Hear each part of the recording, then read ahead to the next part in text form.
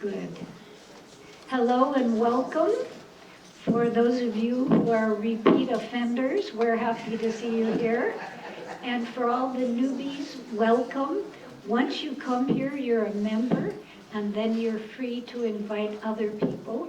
Again, remember our honor code, which is we only want people with good hearts and good minds and chock full of curiosity. So we say you come here with curiosity and you go away satisfied. Today, again, as always, I want to thank the Sanford Burnham Prebys Medical Discovery Institute for giving us this auditorium and the IT support and helping us along. I want to thank Doreen Schoenbrunn, our co-program director, and Rebecca Wright, our event manager, and my husband, who's not here today, who keeps insisting we have to keep doing this. So, and to all of you for continuing to be part of an absolutely lovely community, full of wonderful, caring people. And so many of you have helped us with programs and suggestions. So if we appreciate it, keep the good suggestions coming. My name is Rena Horowitz, and I'm the co-founder of this institute, of Group of 12, and my co-founder was the co-founder of this institute. Also, I would like to just make a couple of announcements of upcoming events because we like to share community. So on the 7th, there's going to be a Saved in America dinner. Saved in America, what they're doing is they feel children should be saved, not sold. And so they have an event at Estancia on Thursday. If anybody is still interested, they have a few seats there. I'll tell you how to get a hold of them. On the 10th of November, there's going to be a gala called Vision of Children, and it's exactly that. It's to benefit children who have extreme vision problems. And it's going to be at the Del Mar Marriott on the 10th. And the featured performers, for some of you who are old enough, are the Temptations. So that should be a really good event. Today, as I was thinking about doing this, I was thinking how lucky we are that we all live here and that we have all these famous, nationally acclaimed institutes on the Mesa. We have Sanford Burnham Prebys, we have Salk, we have Scripps, we have JCBI, we have the Institute for Immunology, and we have the Institute for Tropical Diseases. And from time to time, we're so lucky because not only do we have brilliant scientists from these institutes, but sometimes we have the heads of the institutes. So it gives us a chance to hear cutting-edge research and discoveries before almost anybody else in the country. So I think that's very exciting and it's pleasurable for us. And in the next couple of months, I'm going to announce something that's really big time and national, and we're going to hear the results from space before even NASA hears it. So that'll be kind of fun. And before I go farther, I would like to ask Joe Vecchio to come down and spend 1 minute because we have something new that today is the first time we're doing it. Well, I've been bugging Rena for how many years have you been doing this, Rena? You have only been bugging me for 2 years. How many years has it been? 8, 9 years? 15 years. So we've had so many great programs here over the years, mayors and all kinds of celebrities and luminaries. I've been bugging Rena to videotape these in case we can't get here, we can see the program later. So finally I found an organization called Options for All. They're funded by the state of California, so it's no dollars out of our pockets. And they came here and checked us out. Somebody's got directions coming over. Oh, by the way, turn off your cell phones. I always bug you about that. In any case, you'll see 2 cameras here and a sound man and a crew manager here from Options for All. They are a nonprofit, but from now on we're going to videotape these courtesy of their organization. We'll put a YouTube channel up. If you can't get here, we'll be able to find the lecture in case you missed it. Okay?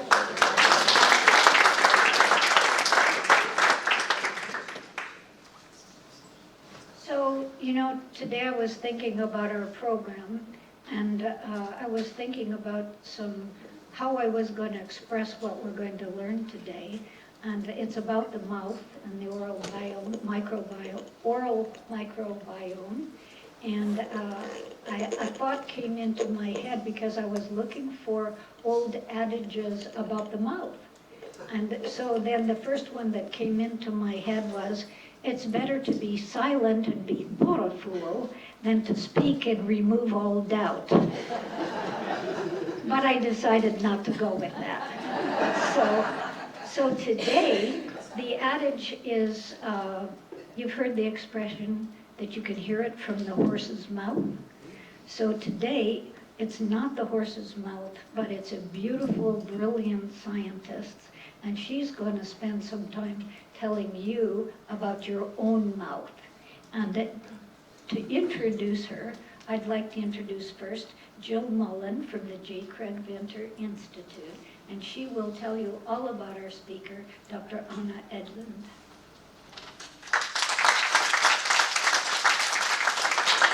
Thank you, Rena. I hope I don't prove true your first line that you decided not to use, but you are all in for a treat. As Rena said, I have the pleasure of working with Anna and many other scientists at the J. Craig Venter Institute, but she's pretty special, so might be one of my favorites, whatever that means. So Anna is an assistant professor at the J. Craig Venter Institute, and she works in the genomic medicine group. She's also an adjunct assistant professor in the Department of Pediatrics at the School of Medicine at UCSD. She grew up in Sweden and obtained her PhD in microbiology at the Swedish University of Agricultural Sciences in Uppsala. She also has experience as a postdoc in natural products discovery, microbial chemical ecology, and human microbiome research. She's passionate about understanding how the human microbiome impact our health and how we can harness its metabolic and genetic capability to prevent and treat disease. And we will hear much more about that today. Dr. Edlund's research is funded mostly by the NIH and also through the generosity of private donations to the J. Craig Venter Institute. According to Google Scholar, Anna has published 43 papers or participated in 43 papers and has been cited over 1,500 times. Pretty impressive. And on the personal front, she's married to a charming man, Chris. She has a daughter, Madison, here, who is 15 years old, and she has another daughter who lives in Sweden. And remarkably, when you look at her, she is actually just became a grandmother. So here's Anna.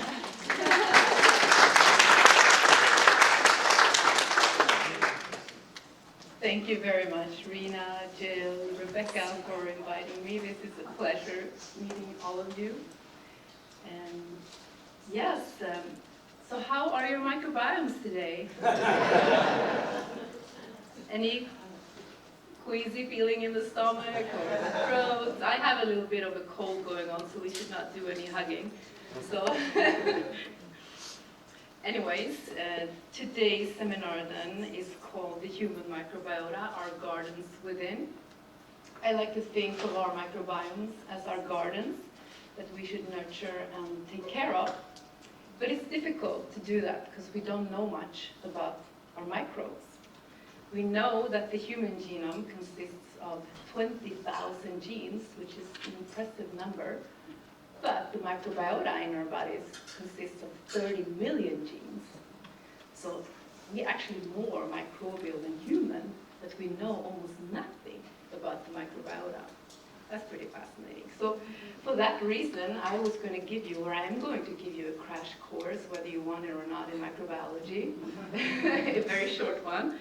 And then secondly, I will talk about the microbiota in disease, and I will not only touch on the oral cavity, but also about the gut, because that concerns us all a lot. And then talk about the microbiota in health. And also I will lastly mention about what my research group is working on at JCVI to prevent and treat infectious disease. Crash course starting now. So I will tell you. I don't have a cursor like a laser pointer, so I will use this cursor here on the screen. Can you see it? Yeah. Cool. So to the left you have a typical animal cell, and to the right here you have a plant cell. On the bottom, a bacterial cell. What I want you to focus on is the highly structured internal environment of the animal cell and the plant cell. They have organelles. For example, the animal and plant cell have a nucleus. Inside the nucleus, there's DNA that is highly organized in a very specific manner. The DNA is packed together into our chromosomes. We also have other organelles, such as the Golgi that transports protein in a very particular way, and we have mitochondria. These are the blue little spheres here. And I want you to remember mitochondria, because I'm going to talk about them a little bit later too. So mitochondria, they are the power plants in our cells. They produce all the energy that we need. Plants have them too, but plants have plastids and chloroplasts that also provide energy to plant cells. Looking into the bacterial cell, it's very unstructured. As you can see, there's no organelles. The DNA is sort of floating around. It's maybe attaching to the interior, but mostly it's floating around. No organelles. Bacteria can have flagella, these little tails here. They can swim around, and that's very common for pathogens. They can actually swim pretty quick. Some bacteria don't have flagella, they're just non-motile, meaning they just sit still. It's very beneficial to be a single cellular organism because you can interact immediately with your environment. You can perceive signals and immediately respond. Multicellular organisms cannot do that. So bacteria, they can sample the environment really quickly. So they can, for example, pick up DNA that's floating around in the environment, and they can sample that DNA and they can keep it if they like it, as the case with antimicrobial resistance genes. So bacteria are very tricky and very smart. Looking at life from a different perspective and how all organisms belong together, this is the tree of life. This is based on phylogenetic context and evolution. So life started about 3.5 billion years ago, and we were all the same. Then it decided to take two directions, one into the domain of bacteria, which you have on this branch of this tree, and then the second branch split up further twice into a domain we call archaea, and the domain that is eukarya, which is plants, animals, protista, and fungi. So is there anybody in here who never heard about the archaea? Yes. It's pretty interesting because they're everywhere. We don't know about them yet. So they were discovered really late in 1980s, and they were found in hot vents, in black smokers in the oceans. They were found in all these extreme environments, but we have also found them in our guts, in our mouth, and they're very prevalent actually. And the reason to why we find them in these hot vents is that their membrane structures are very unique and hardy compared to the bacteria. They're also single cellular. So the archaea are very good in degrading small carbon compounds and produce methane from those. So if you happen to have methane production going on in your gut or in your mouth, it's the archaea, and that's actually a good sign. So something really cool, at least I think so, happened 1.5 billion years ago. It's called endosymbiosis. And this is basically setting the stage for life, more complex life, forms of life. So it started with that we had this primordial soup where primitive eukaryotic cells were existing together with bacteria. So this primitive eukaryotic cell, you see here, this little yellow circle, decided to engulf an alpha proteobacterium.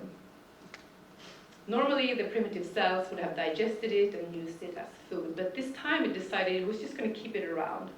And it turned out to be a very beneficial interaction, which we call symbiosis. And it stayed like that for many, many billions of years. So the alpha proteobacterium in the end didn't need many of its genes, so it let go most of its genes because the host could provide all the amino acids that it needed for synthesis of proteins, and it could provide all the other vitamins and nutrients. So in the end, it had dropped almost all of its genes. And it turned out today in our cell, this is our mitochondrion, the one that I just spoke about on the other side. So, if I sequence this little mitochondrial genome, it will match up with alpha proteobacterium. So, it's pretty amazing. Another detailed view of life is this tree. I'm not going to bore you with more trees, I promise. So I'm very fascinated with phylogeny and evolution. So in this part of this tree, you see this is very branchy and that's all the bacteria that we have found so far. It's a huge diversity, and they're very dissimilar phylogenetically. So continuing down this path of the tree, here we find the eukaryotes, the plants or cells in this little green branch. So we're not so diverse. And here are the archaea. They're not so diverse either. So then we can look at this tree and we see that we have all these purple branches and with little red dots next to the branches. And that means that these bacteria have never been cultivated in the research laboratory. We have only found them by sequencing technology. So we've never seen them. We haven't been able to play around with them in the lab and look at what are they doing. However, they contribute to almost 50% of all the diversity in our body, in soil, in marine environment. And this is, of course, very exciting as a microbiologist to be a part of trying to understand what this diversity is doing. It turns out, when we look closer into this, that these bacteria in this purple area, they all have reduced their genome, just like the mitochondria. They have very small genome sizes. So, for example, we managed to isolate one of these bacteria in our research lab at JCVI. We call it Saccharibacteria, or TM7. It turns out it only has 700 genes left. Normally, a bacterial genome is about 4,000, 5,000 genes. This one only has 700 genes, and it has no genes for synthesis of amino acids, so it cannot build its own proteins. We're very curious when we identified this genome. And it turns out it's a symbiont of another organism. And it's the same for this TM6 bacterium. We also found the genome in a hospital sink, in a local hospital here in La Jolla, because we're going around sequencing everywhere. And it turns out we could find in the genome little imprints that were similar to an amoeba. And an amoeba is this single cellular animal that lives in waterborne systems. So when you cultivate the amoeba in the lab, you find that the TM6 live inside the amoeba. So then, to study TM6, you actually have to grow the amoeba in the lab. So, more about this TM7 that actually comes from the human body. We identified it growing in the lab only together with a host, this long, slender bacterium, an actinobacteria. And TM7 are these little round balls, you can see here, circle spheres. They're 200 nanometers in diameter, and they refuse to grow without a host. So they attach to the host, and they also regulate the growth of the host. So we realized that when the host becomes too abundant in the growth cultures in the lab, TM7 starts preying on it, starts eating on it to regulate its population size. Then the population, the actina, goes down, and then TM7 is happy, it stops preying on it, and everything is fine. So the actinobacteria and TM7, they were isolated from the human mouth, from biofilms growing on our teeth, which we also call dental plaque. We know a lot about the taxonomy in the human body, meaning that we know which bacteria are where because of sequencing technology and because that microbiologists have cultivated microbes from the human body for many, many years now. So we can look at different body cavities and we see that the taxonomy of bacteria and archaea and also fungi is very different in the gut compared to skin. The vaginal area has a completely different microbiota than other areas, and if we look, for example, inside the oral cavity, we realize that there's different microbes growing on our tongue as compared to the soft tissues and dental plaque and the biofilms on teeth. So we've been very good at determining what these microbes are, or who they are, but what we don't know is what are they doing. So I wanted to mention a really nice study that I appreciate from my colleagues at UCSD, Dr. Peter Dorstein and Rob Knight. They were sort of like a lot of people had the same thought at the same time as usual. We're all going after these microbial functions, we call it. What are they doing? So one way to look at that is to study the molecules, the chemistry that the microbiota is producing, because the chemistry can tell us whether the bacteria are responding to the pathogens. For example, they secrete antimicrobial compounds if there's a pathogen around that protect us from invasion. So in the figure to the left, there's two figures here, one to the left and one to the right. So there were 2 adult subjects involved in this study, and they were studying human skin. So they did these 3D maps of these bodies, and they swabbed each little spot that you see here. It's a cotton swab. They swabbed thousands of spots on these people. And first they determined the bacterial taxonomy on different body sites, and they also determined how many bacteria are where. And they found, for example, that hands, as you can see here, harbored a lot of different bacterial diversity. But if you look at this person's feet, there was almost none. It's blue. There were no bacteria on the feet. We don't know why. So then they did this overlapping chemistry profile, so the same body sites, and then you could see what compounds are produced by the microbiota. So for example, in this figure here of the face, you can see that there's zones that are highly red. It turns out that these highly red zones contain oleic acid, and that's the acid, the oil that keeps our skin moist and healthy and protective barrier from invasion of the pathogens. And the producer of this oleic acid was Propionibacterium. So they could see the oleic acid in the skin on the face, on the neck, and also on the chest. So this is showing a very neat way on how we can map the chemistry and the microbiota onto our body and learn more what the microbiota is doing.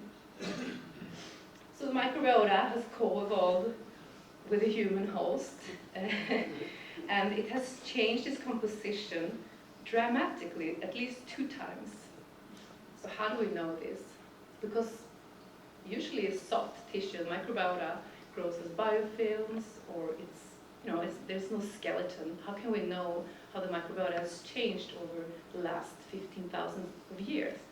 So then if we return to the oral cavity, it's pretty fascinating because we can see that biofilms growing on our teeth actually calcifies just like hard tissue, like bone, like shells, like plates.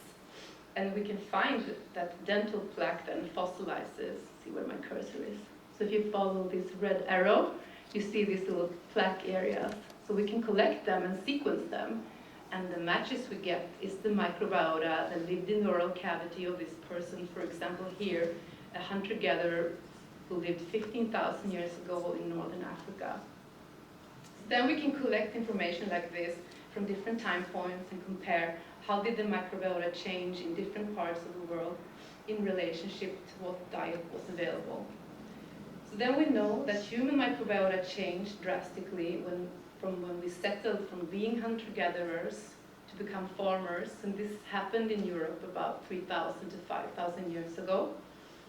Because we got access to food containing a lot of grains and carbohydrates. It was a softer diet, and our microbiota then was selected towards degrading carbohydrates. And what happened with our jaws is that our jaw also became smaller. So we got problems with teeth crowding, which we still have today. A lot of us need braces. And teeth crowding is a problem because it supports development of periodontal disease, gum inflammation, and also cavities. And other problems that occurred when we settled and became farmer was that our jawbone got more porous. So when we were hunter-gatherers, we ate roots and berries and leaves, which demanded a lot more chewing. The second time our microbiota changed was at the introduction of the Industrial Revolution in 1850s approximately. And now I'm talking European terms, of course. The Western diet, like we call it, which is the highly processed flour and sugar diet amongst other ingredients, have been introduced to the world in different eras, but in Europe it started in 1850 approximately. In parallel, we see a dramatic increase in oral diseases such as periodontal diseases, that is inflammatory gum diseases and cavities. And we can compare them to our skeletal evidence from hunter-gatherers, where only up to 5% have had cavities, and today almost all of us have had cavities. So oral conditions are usually underestimated, and people may not go to the dentist. They just put it on tomorrow or next month because, yeah, it's just a little cavity or it's just a little ache, but it could actually result in pretty dramatic conditions if over time, that is. So we talk a lot about the systemic axis today in science, meaning that, for example, the microbiota oral systemic axis, meaning that the microbes in our mouth affect and impact other areas of our body. So, for example, in patients who have Alzheimer's disease or diseases related to cognitive decline, in some cases we see oral pathogens in those areas of the brain, and we don't really know if they cause the disease, and science is really dissecting into these matters right now, but we definitely see associations. And we know that in patients with different heart diseases, atherosclerosis, we find oral pathogens in heart plaque. Type 2 diabetes is tightly linked to gum inflammation, and that's a chronic systemic inflammation. Arthritis, preterm birth of babies, is also linked to oral pathogens. And the determinants of these diseases are major are Western diet, poor oral hygiene, we are not brushing, we're not flossing enough. A more known system is the microbiota gut-brain axis. And a lot of attention this area has caught a lot of attention in media, I know, so it's all about the gut feeling, like at least I still hear a lot about the gut feeling, and the gut is right, because the gut makes the brain want candy and chocolate, and the gut makes us depressed, and it's really interesting because the gut microbiota does produce a lot of neurochemicals. Hundreds of neurochemicals are produced in the gut. And then information is sent via the vagus nerve to the brain. And the brain then uses these chemistry to regulate basic physiological processes as well as mental processes, such as learning, memory, and mood. For example, gut bacteria produces serotonin and vitamins. And if we're eating the wrong diet, we may deselect for these good bacteria, and we may feel depressed. So the vagus nerve then connects the brain, the nervous system, with the immune system and the endocrine system. And the endocrine system is our hormonal system. And then, of course, the microbiota is supporting hundreds and hundreds of signals for this system to operate. And we really do have an impact on how the system is functioning. We know that there's food out there that makes us feel good. It's called probiotics.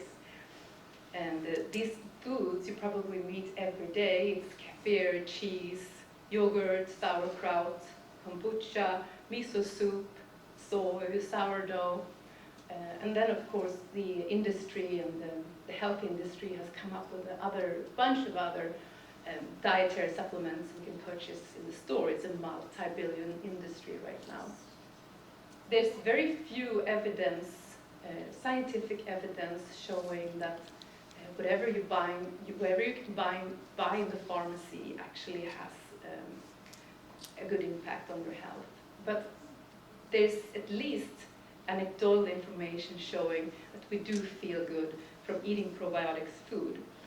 I dove a little bit deeper into this. Today there's a really popular drink called kombucha that is marketed as providing anti-inflammatory and antioxidant properties. And it tastes really good, actually. And it is a symbiotic culture of bacteria and yeast, SCOBY it's called. So you grow bacteria and yeast in sugar and tea, so you can use green tea, you can make this at home if you want in your own kitchen. And then after a few weeks, a lot of organic acids and other beneficial metabolites is supposedly formed in this drink. And I thought, well, I like kombucha, so I should dive into the literature and see, is there any evidence showing that this actually has a good impact on my health? So I found 13 published studies, but no controlled studies involving humans. So they were only reporting on anecdotal information collected between 1925 and 1950 that people were feeling good drinking kombucha. So we really need to research more. On the other hand, sauerkraut, which is symbiotic lactic acid bacteria culture, metabolizing cabbage in vinegar. There were actually 138 published studies, and a handful of them show molecular mechanisms showing that which genes were involved in making us feel good, and they showed which molecules. So it turns out these lactic acid bacteria can produce these D-phenylactic acid, amino acid that is, and that triggers the synthesis of another acid by the human cells, and that is very beneficial for the human immune system. So sauerkraut it is. So I did some more research and looked at other probiotics. So I found studies that had that at least contained one randomized controlled trial, and these probiotics included kefir, sauerkraut, and sourdough bread.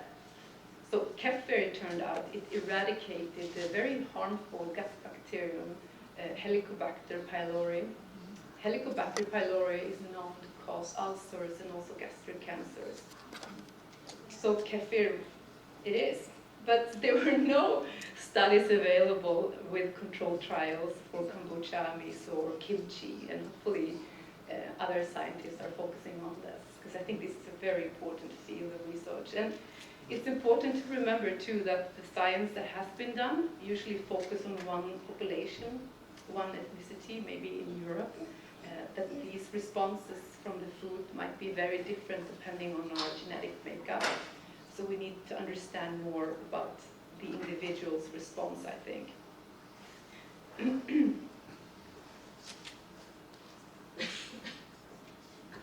So in my research group, we are very interested in continuing exploring mechanisms behind probiotics.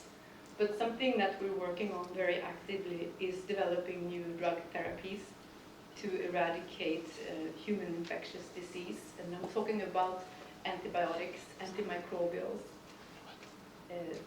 Currently, 17 million people die per year from bacterial infections. This is worldly, and that's a lot of people. And we're currently using the last generations of antibiotics. So many antibiotics that we treat disease with are a broad spectrum. They kill most of our microbiota, even the good bacteria. There's big interest in developing therapies that only targets the pathogens and leave the rest of the microbiota. So that's our idea, to leave the rest of the microbiota intact. So the antimicrobial resistance starts not only in human medicine, but also in food production. We treat humans and animals in food production with the same antibiotics, and that's a huge problem. So our meat industry, poultry, fish, all in preventative purposes, so animals will not become sick during their growth and during the production, not because they are sick. So we could probably reduce this loss by giving animals probiotics instead, maybe. So what we're selecting for then is antimicrobial resistance, which is then spread to the farmers and also to the consumer via the food. And then we end up having cases at the hospital where patients are not responding to antibiotics. So developing more targeted therapies is very important. So then, since I'm a microbiologist and I work with the human microbiota and all the genes that the microbiota encodes, we were thinking, like, how about if our own microbiota can produce antimicrobials that we can use for our therapeutic needs?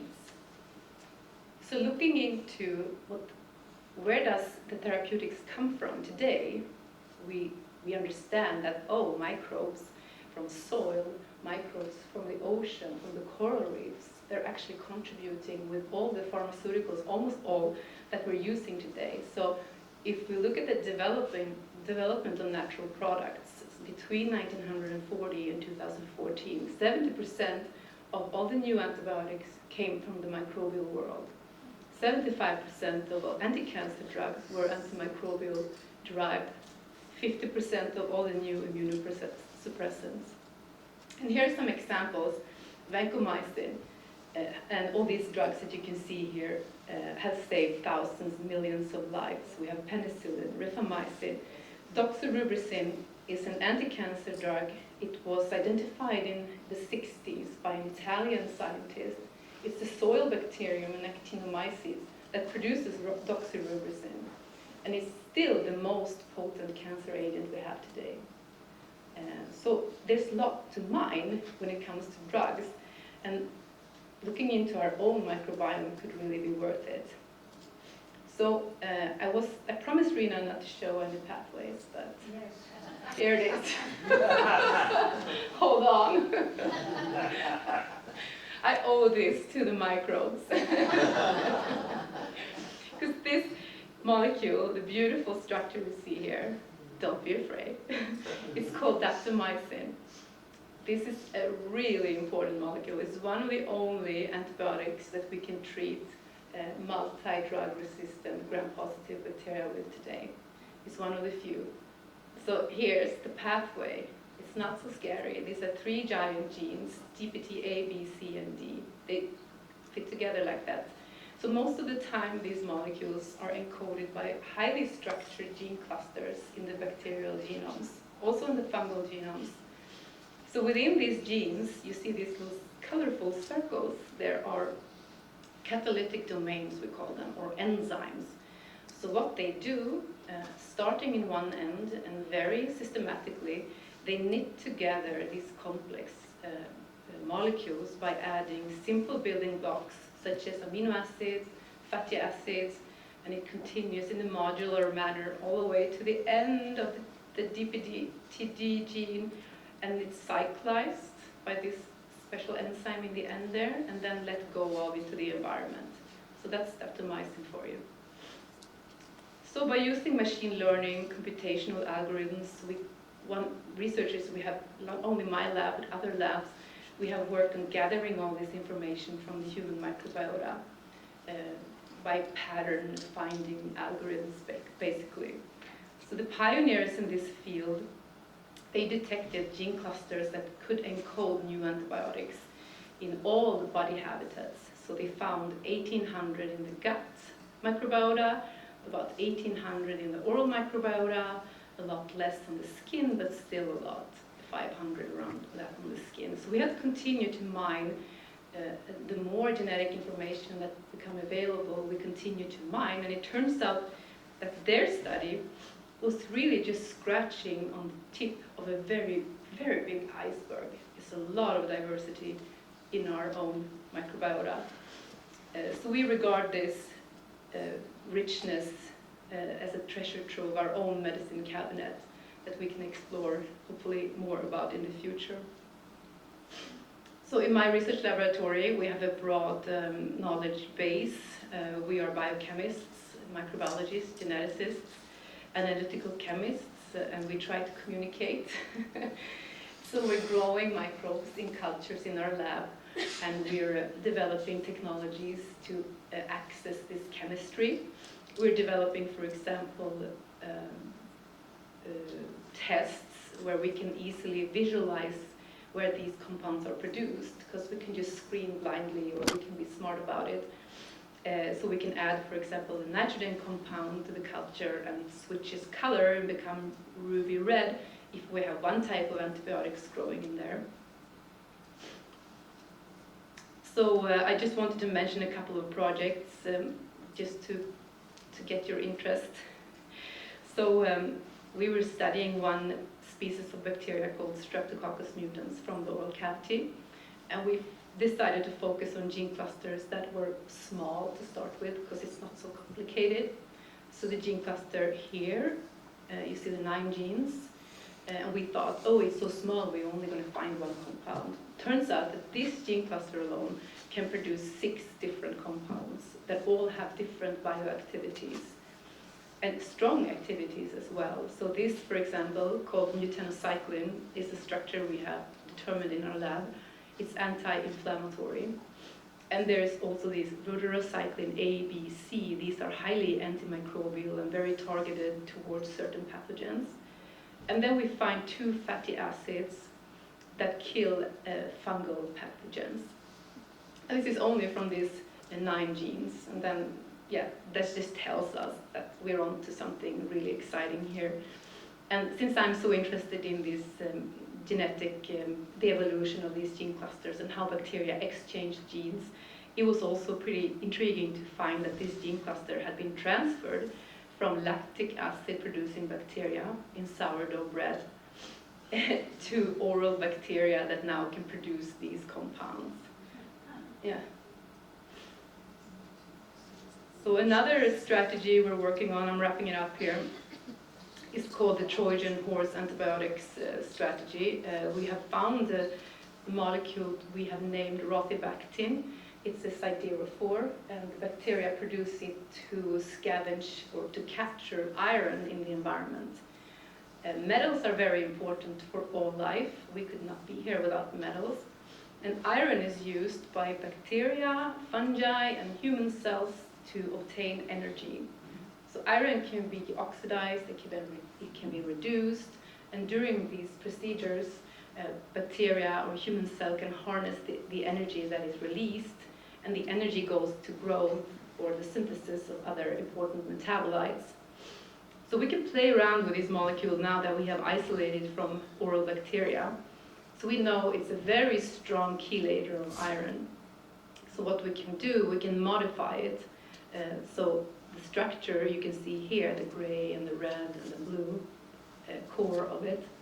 So we can add a linker to an antibiotic, and we call this the Trojan horse because the bacteria does not know that it's receiving the antibiotics. It thinks, right, that it's receiving this iron molecule that it really, really likes, but it's going to get a surprise because when it incorporates it into the cell, it's going to die because it's an antibiotics. So you can add multiple antibiotics to this and link it to this siderophore because many times bacteria develop resistance very quickly to one antibiotic. But if you have it linked to another, it's almost impossible that it will be resistant to the second antibiotics as well. And hopefully that will ultimately make it into the cell and we can eradicate pathogens such as Pseudomonas aeruginosa or some other terrible bug. So I'd like to wrap this up with my personal advice on oral care. Because the oral cavity is so important and we forget this. So to keep ourselves healthy, we should try and make sure we brush and floss our teeth after every meal. And this is really something difficult to do, I know, but if you can't do that, at least chew on a gum, a xylitol gum. Xylitol is known to remove biofilms on teeth. Or finish your meal with an apple or with nuts, because these are hardy, fibrous materials that will let go of your biofilms. Don't snack too often, because that will reduce pH in your saliva and you can get cavities. Take advantage of your dental insurance and do all the cleaning procedures you're allowed to.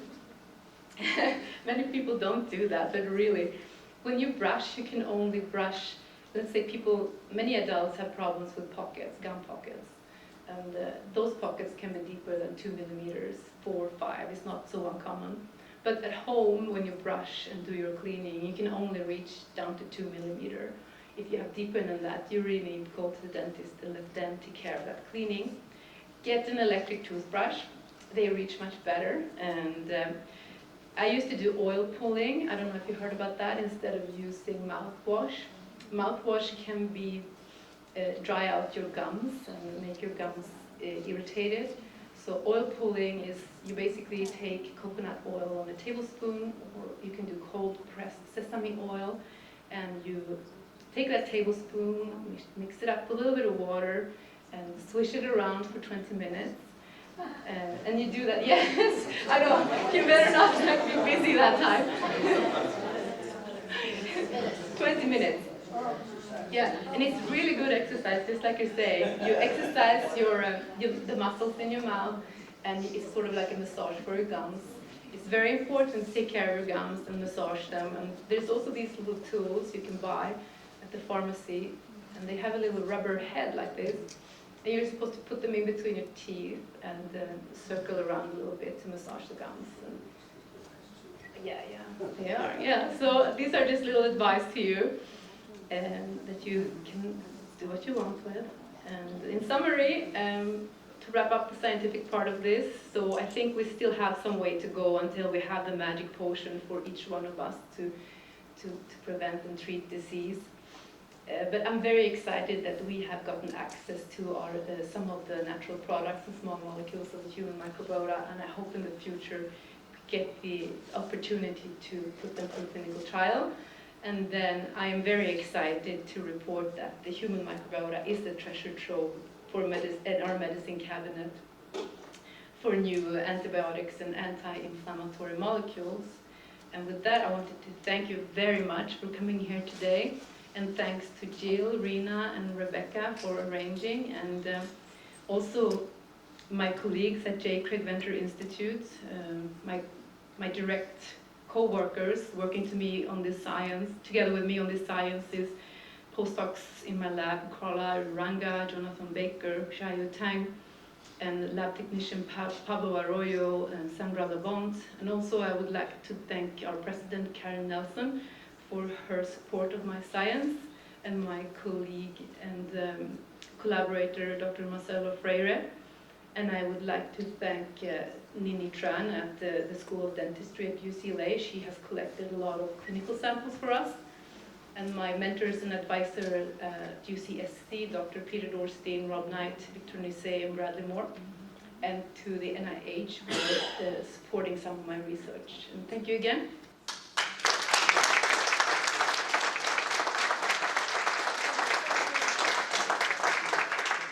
If you have questions, of course, you're welcome to ask them. Yes, over here. We've seen some of the good things for a microbiome. What should we be avoiding? What are some of the worst things we could be ingesting to harm our microbiome? Would it be sugars or? Yeah, so did everybody hear the question? So what is the worst thing we can ingest? So there's a lot of things we are not supposed to do, like eating a lot of processed food, like sugar, for example, and smoking, alcohol, all those fun things, right?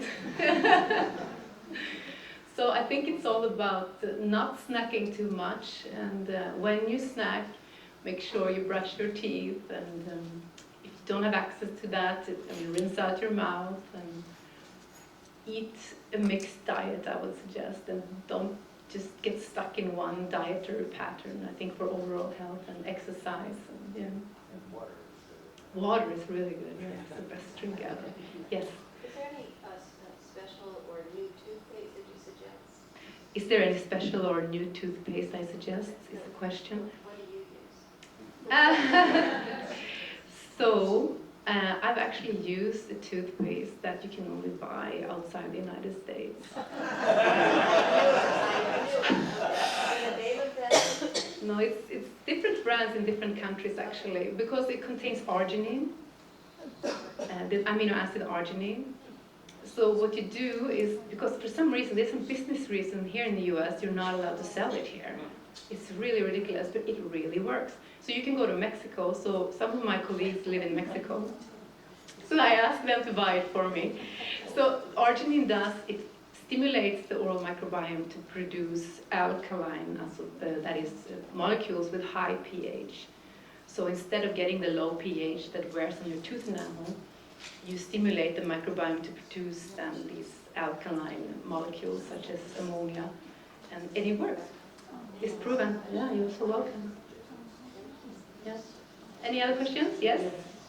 Is it possible to target your Trojan horse mechanism to deleterious bacteria, or is it going to hit all of the bacteria in your body? Yes. So it's possible to use the Trojan horse strategy to target special bacteria. Yes. So the siderophore structure you saw, I didn't have time to go into it. It contains protein regions that that certain bacteria can recognize and others can't. So you can definitely learn, for many pathogens really appreciate the siderophores because they can grow very fast when they can internalize this iron. And we can find those patterns easily in the genomes. So we can modify the siderophore to target, for example, Pseudomonas aeruginosa, which is what we're working with in my lab right now. Yeah. Mm-hmm. Yes? Is your institute, can you answer this question? Is your institute working on the new generation of antibiotics to rescue the fact that the current antibiotics are almost at the end of their lifespan? Are you working on that?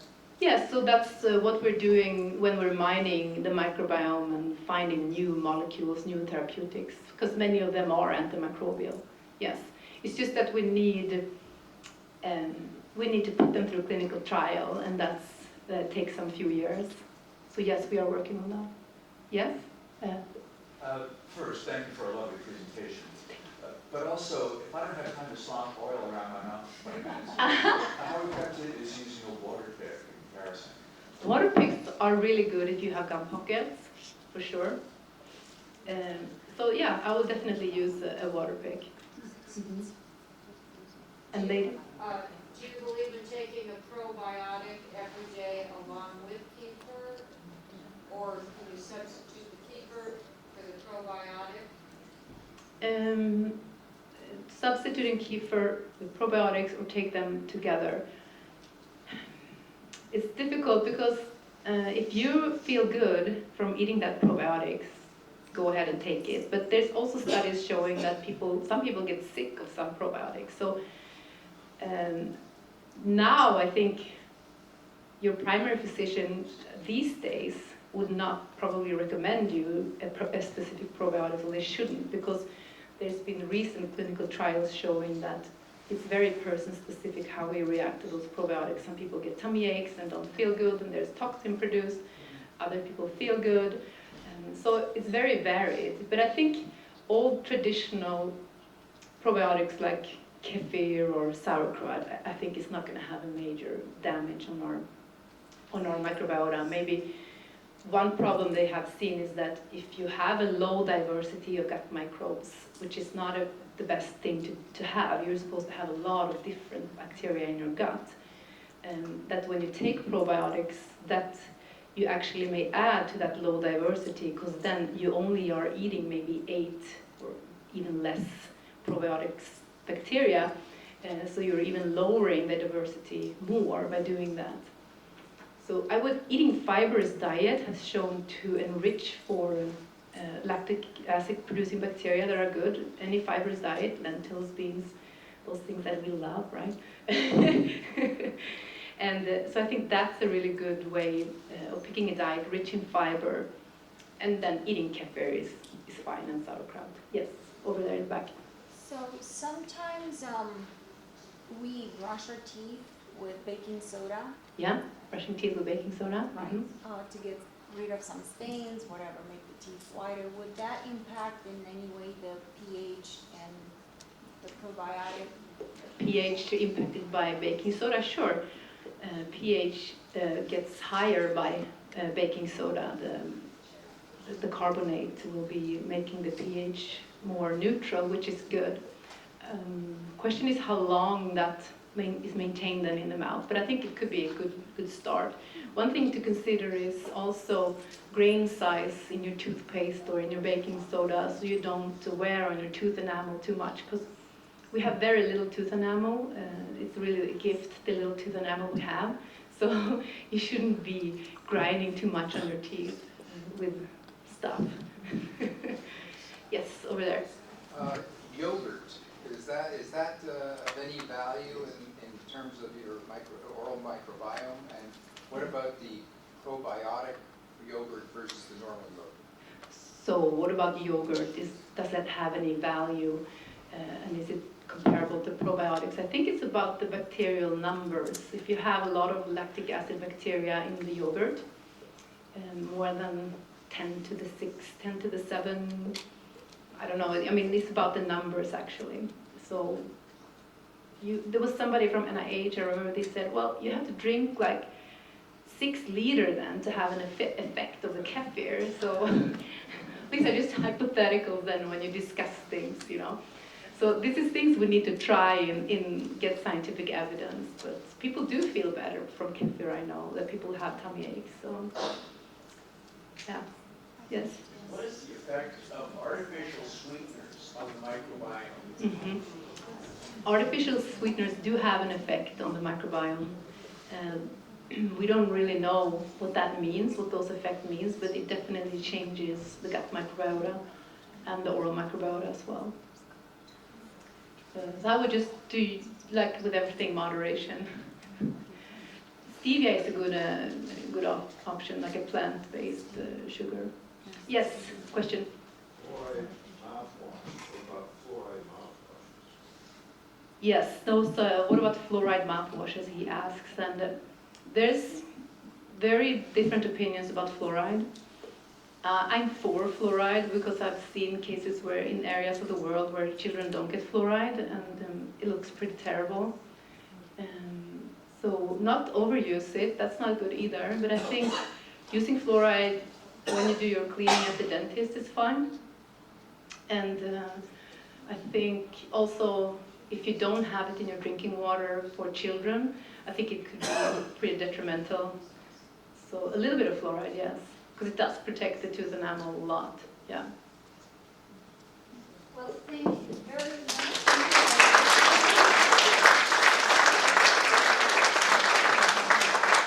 Okay, so from now on, we hope you have happy mouths and sparkling teeth.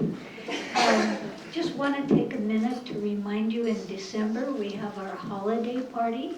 There'll be refreshments and musical entertainment. So we hope we'll see you all in December. Thanks a lot.